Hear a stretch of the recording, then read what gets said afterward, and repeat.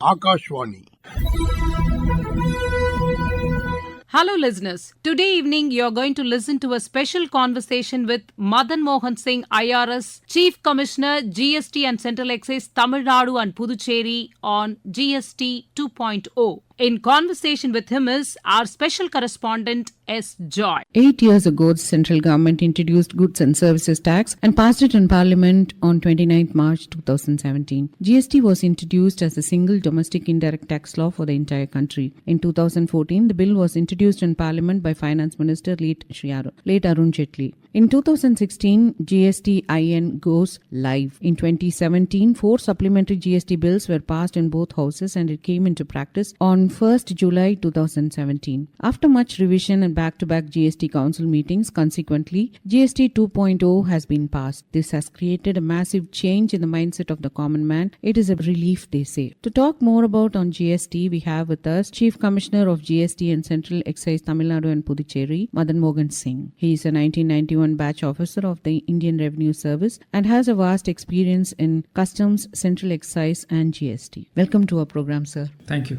At the outset, we would like to know what are the key areas identified for next generation reforms, sir. Can you kindly tell us? Next generation reforms mean, basic idea behind introduction of GST was that it has to be simple, trade friendly, consumer friendly, and instead of manufacturing, this idea of supply was used to make it easier. So there were multiple rates of GST before these reforms came about.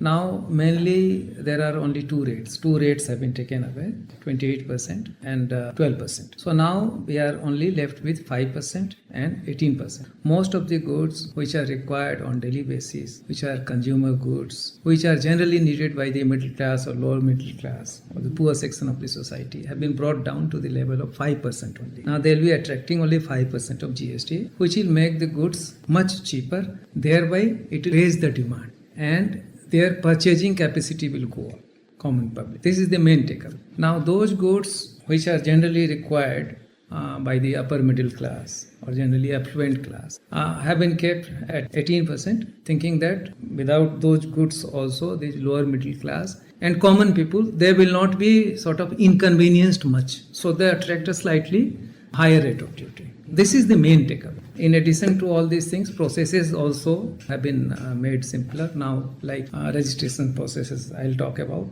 Those small scale industries, some of them have to be given registration within 3 days only, and some of them may not require. This is still in the process. This has not come about, but these things will ultimately come. So these are the main takeaway. Actually, GST really scared people when it was introduced. Now people have come to a different mindset. What do you think about women and youth in particular? Because as you said, common people will not be affected. So what are the things will be affected and what are the things which will not be affected? I'll frame my response by giving few examples like youth and women. Most of the things are generally needed by women folk and youth. The duties have been brought down to the level of 5% only. And you can take many examples. Like for youth, I am telling you, all those study materials and all the attendant goods which they may be requiring, either they are 5% or they are attracting now nil rate of duty. Similar is the case in case of the women folk, that is sanitary napkins and all. They are attracting now lower rate of duty.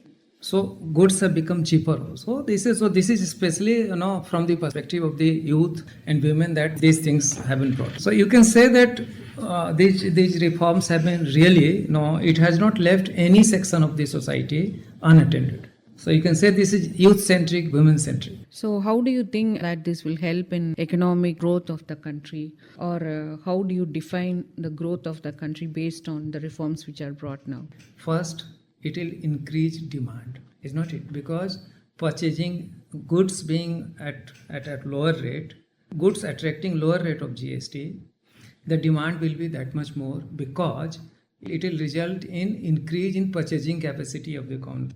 For something which they were having to spend, suppose 100 rupees, now they'll spend only 80 rupees. So their purchasing capacity to that much extent will increase. And let us accept this fact that our population, country's population, is mainly made up of common people, Aam Aadmi. So their purchasing capacity as it is not so much. They are coming up, but it is not so much. So their purchasing capacity will increase. Now it works both ways, I say. it works like this. Since their purchasing capacity will increase, so to that much extent, they'll attract more and more goods into the market. Okay. So the production has to increase. Production has to match the expectation of the consumer now. So that production, industrial production will also go up. So supply of goods will increase. So it will result in prosperity of them also, their prosperity. So, how will it benefit the small time traders? Because there is a question that, for aluminium, rate is different, and for the finished products, the rate is different. Explain that. See, inverted tax structure, slowly and slowly, we are in the process of rationalizing the process itself. I'll give you the example of Coimbatore, which is hub of textile and fabric. So, most of the inputs which go into the manufacturing of fabric, textile, they generally attract higher rate of duty, and the finished product attracts lower rate of duty. Now it results in inconvenience for the consumers and the suppliers also. And since the credit, they're getting credit, now they're having to lose their capital by way of immediate use. So it is available with them, but prospectively, not immediately. So that way they are inconvenienced, and it results in their capital blockage. So this is one thing. Second thing is that it will benefit the common, yes, because the process itself becomes simpler if inputs which go into the manufacture of final products are attracting the same rate of duty as the finished product. So, what is the difference actually between GST 1 and GST 2, really? So, in this intervening period before this reform took place and when the GST was introduced, the government realized that it has to be attuned to the demand and aspiration of the common public. This is exactly what has been done.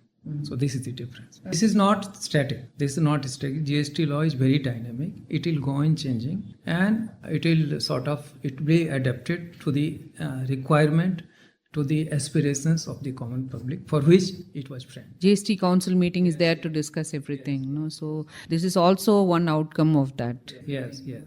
So I would like to ask about the insurance schemes of people, like how GST has been playing a major part in that. This time round, personal insurance, this has been exempted. It will not attract any GST. So that way, that personal insurance will become cheaper to take. So it will not only that people will come forward to take insurance, it will increase awareness amongst the common people also about insurance and why should they take it. So is this for all type of insurance, like even for vehicle there's an insurance, and for health there's an insurance, so it goes for everything? Yeah, it goes for everything. But special benefit will be there for personal. How do you think that this will benefit the inclusive growth which the government is here talking about, Atmanirbhar Bharat, and in 2047 we are going to become a self-reliant country? So we are talking also about inclusive growth, and GST is also playing a major part in the economy of the country. What do you want to say about this, sir? See, no two ways about it. Growth has to be inclusive. If the growth is inclusive, it will increase general prosperity and thereby economic well-being of the nation. GST will play a major role. It will go on playing major role because if we go about rationalizing the structure, rationalizing the rates of GST, so people will be more and more empowered by way of economic freedom. So you have included all the aspects of people living in various levels. Yes, similar is the case with the ones who are seeking life insurance or health insurance. Earlier, this high cost was a big deterrence. Now they'll come forward to claim insurance, to take insurance, health and life. And same is the case, and life-saving drugs and many drugs which are meant for certain rare and grave diseases have come down to the level of attracting almost exempted and 5%. These goods and then these drugs earlier were unreachable, sort of beyond reach of the common public. Now they'll be sort of helping the common public to take care of their health and fight rare and grave diseases. It is very consoling fact that you have taken even the ailing people who have health problems into this aspect. Would you like to say something about MSMEs? Especially in the context of Tamil Nadu, inverted duty structures have been fixed. Earlier, it was a major hindrance. And then simpler rates will support this idea of Make in India.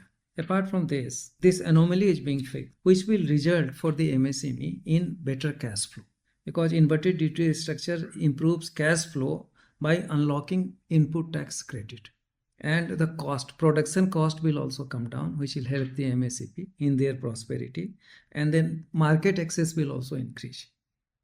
See, the compliance burden has been reduced now. They'll get that much more time to concentrate on their production and supply. And formalization benefits, easier and cheaper formal registration can lead to access to government support and credit. And more people will be only too eager to participate in this MSME revolution. Because they were also a worried lot when GST first came in. For the registration process, they were hugely discouraged by it. So most of the smaller and middle range of industries, the registration process has been made easier. So as I told you in the beginning only, smaller concerns, if they come for registration, it has to be given within 3 days, and some of them need not even apply for registration. So this will boost the MSME sector in a major way. Yes, I think so. Yeah, in a big way. Sir, why is it called the next gen GST reforms? Do you have anything to explain on that? See, initially, the basic idea was aim and ambition was to implement GST, this being a new tax structure. So this was, initial few years were consumed in that only, how to implement it in a manner which will not result in much inconvenience to the common public. Now, as we progressed in time and passed through different phases of GST implementation, slowly we realized that we have to take care, we have to have a holistic approach, and we have to take care of each and every section of the society. So by way of these reforms, we are exactly trying to do that only. We are trying to take care of all the sections of the societies, including youth, women folk, aging and ailing people, and also kids, youth. That's why this may be termed as next gen reform. So what are the milestones that have been achieved so far, and what will be the challenges when this is implemented? First, this basic idea behind implementation of bringing about this GST was that it has to be one nation, one tax. So 17 local tax subsumed into GST since launch on 1st July 2017, it basically did that. So this idea of one tax, one nation has been more or less realized. Now, since tax administration itself had to be rationalized by bringing GST into being, see, monthly revenue has started regularly crossing 1.6 lakh crores per month. So which is way higher than what earlier it used to. So this is one big achievement. And by way of introducing digital trails, e-invoicing and e-bill. So all the supply will leave its digital trail behind. So to that much extent, the suppliers will be careful. There will be less and less tax evasion, and it will be very easy to catch the default. Already there in the net, GST payment. Just to encourage the small taxpayers and ensure easy compliance of the law. So special provisions were made for the MSMEs and a small taxpayers, that is. So do you have a level of that for MSMEs? Any system cannot be foolproof, and it is a system which is still this is work in progress. System is in process. So certain loopholes are bound to be there. In this digitized world, there is still scope for the fraudster to leave their imprint on the system. So fake invoicing and fraud, despite so much of improvement, still takes place, and we have to take care of them. So this system will go on improving as we move ahead. And another challenge, this being still relatively new tax law, awareness amongst the public is not at the desirable level. So this awareness has to be improved. Awareness has to be sort of given to the common public by way of canvassing, by way of publicity. Thank you so much, sir, for sparing your time with us and talking to us about GST 2.0. Thank you very much, ma'am. You are listening to a special program in conversation with the Chief Commissioner, GST and Central Excise, Tamil Nadu and Puduchery, Madan Mohan Singh, IRS, with our special correspondent, S. Joy. This program was brought to you by the Regional News Unit of Akashvani, Chennai.